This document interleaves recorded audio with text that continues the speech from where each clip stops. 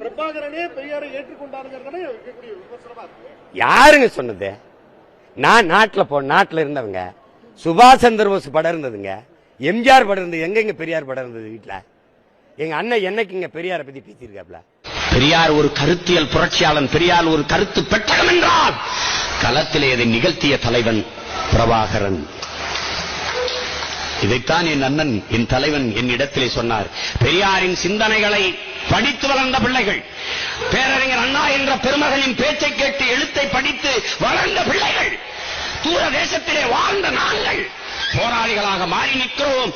பெரியார் என்ற பெருமகனின் நிழலிலே வளர்ந்தவர்கள், அவர் அடிச்சுவடிலே பாதை எடுத்து பயணித்தவர்கள், பேரறிஞர் அண்ணா என்ற பெருமகனின் தம்பிகள், தலைவர்கள். நீங்கள் வாழ்கிற நிலத்திலே வெறும் வாக்காளிகளாக ஆகியிருக்கிறீர்கள் என்று என்னிடத்திலே சொன்னார்.